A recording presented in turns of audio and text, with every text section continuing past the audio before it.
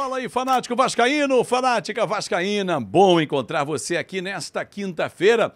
Peça o seu like, mãozinho que está aqui embaixo, que é muito importante para o nosso canal. Se você curte, deixa o seu like, comenta, compartilha para geral, manda para os seus amigos. E claro, se é novo, se inscreve no Fanático Vascaíno. Estou num cenário diferente, produzindo esse conteúdo para você dentro de uma cabine de transmissão, mas não posso deixar de levar informação para você.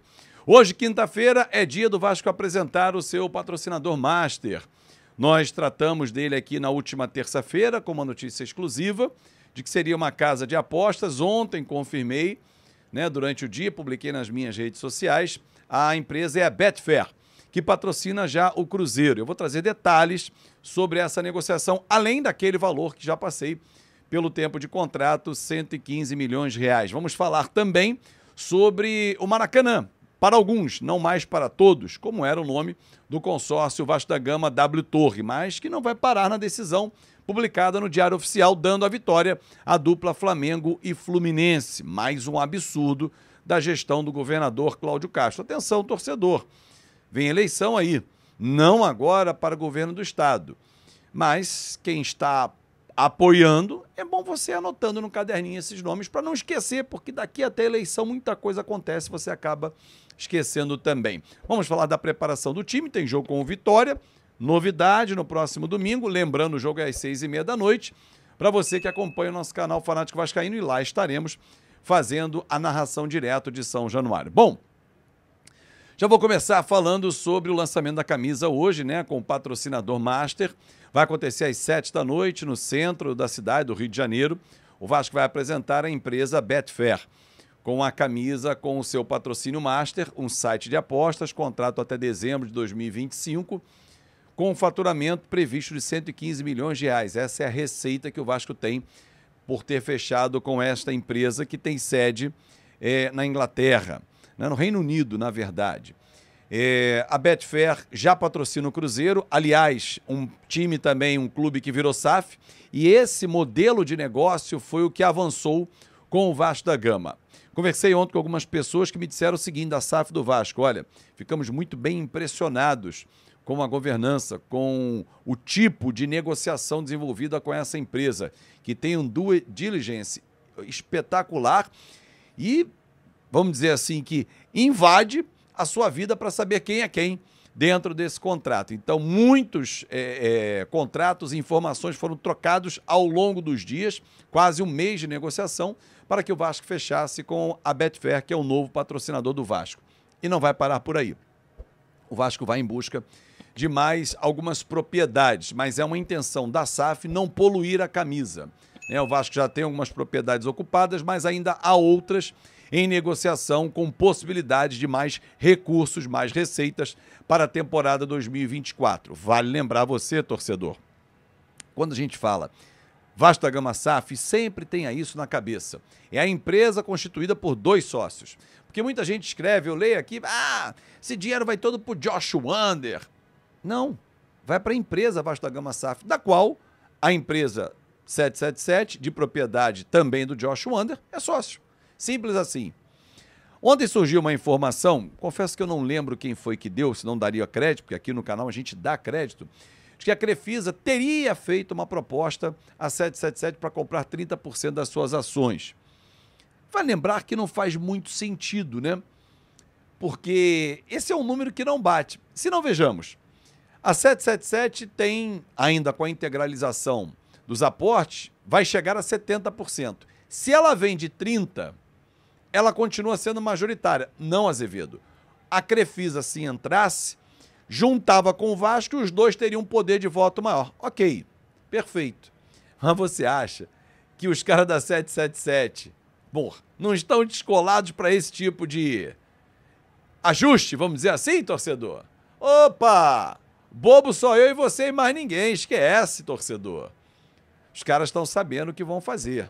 Pode rolar uma negociação no futuro? Pode. Aliás, sobre negociação dentro da SAF, recomendo você a assistir o nosso podcast, nosso Fanático Cast, que contou com a presença do Evanil Ribeiro, um dos conselheiros daqueles 15, que teve a oportunidade de ler o contrato na íntegra antes da SAF ser aprovada, do Vasco assinar com a 777. E falamos sobre isso, por exemplo. Vou trazer esse corte mais tarde, mas já adianto para você que são duas hipóteses de negociação.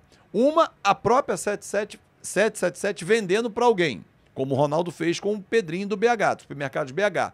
A outra é a 777 não aportando dinheiro, não integralizando o capital para ter os 70% e o Vasco retomando as ações que ainda não foram integralizadas. E aí o Vasco tem que fazer todo um trâmite, AGE de novo, passar pelo CD, pelo CB, que é o Conselho Deliberativo, Conselho Benemérito, e ao mercado, enfim.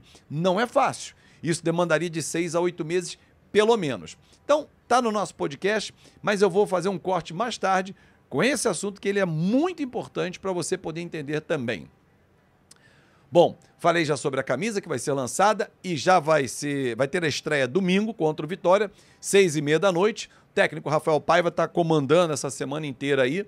Medel segue fora do time, aliás, há uma negociação em curso para ter uma rescisão amigável com ele, que tem um contrato ainda maior, mas o Medel não tem sido utilizado, não tem entregue, não tem performado, e alguns problemas internos que aconteceram já foram avaliados pela diretoria do Vasco da Gama.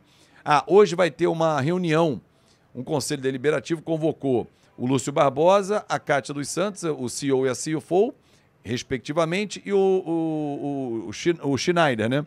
O Schroeder, perdão, o Márcio Schroeder, que é do Conselho Fiscal. E somente ele disse que vai. Os outros dois provavelmente estarão no lançamento da camisa, né? Mas, de novo, eu só repito a informação que eu já passei aqui, mesmo que eles fossem para responder ao Conselho Deliberativo, numa reunião híbrida, quais são os planos para a autossustentabilidade do Vasco a partir de 2026, duvido. Em nenhuma empresa alguém abre os planos assim para 200, 300, 500 pessoas, 1 milhão que tiver online. Esquece, gente. É muita infantilidade você convocar um executivo e falar assim, aí, me diz o que você vai fazer a partir de 2026, conta aqui pra gente. Que isso? É muito infantil pensar que um executivo irá fazer isso, né? Enfim, mas vamos lá. Maracanã para Todos era o consórcio do Vasco, na briga junto à W Torre para administrar o Maracanã pelos próximos 20 anos. Mas a dupla Flamengo e Fluminense, que vem administrando nos últimos anos, com concessões renovadas automaticamente, venceu com uma proposta financeira um pouco superior e a proposta técnica na avaliação da Comissão do Estado maior e melhor do que a do Vasco da Gama, então vai ficar pelos próximos 20 anos. Alguém duvidava que esse seria o resultado? A proposta feita, o edital feito, não é para um clube só.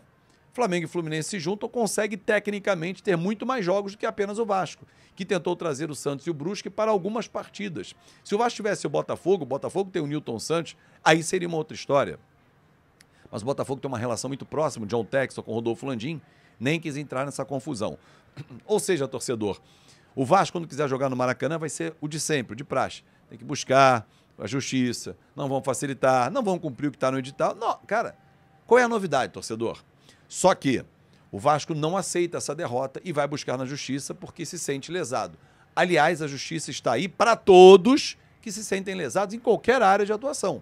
E o Vasco, no caso, em relação ao Maracanã, ao edital, todo o processo como foi comandado, tendo à frente o ainda governador Cláudio Castro, porque há a possibilidade dele ser afastado do cargo, já trouxemos essa informação aqui, o Ministério Público está em cima, por N improbidades apontadas pelo Ministério Público, não por mim, apenas estou relatando, e ele pode ser afastado e aí até mesmo ser convocado uma nova eleição estadual. Enfim, fato é que o Vasco vai para a Justiça, mais uma vez, ocupar o Judiciário, porque entende que foi prejudicado e lesado nesse edital do Maracanã, que por enquanto está para alguns, Flamengo e Fluminense, porque Vasco está alijado, Botafogo não se interessou, e quem quiser jogar no Maracanã tem que buscar a dupla Fla-Flu, que vai administrar o estádio.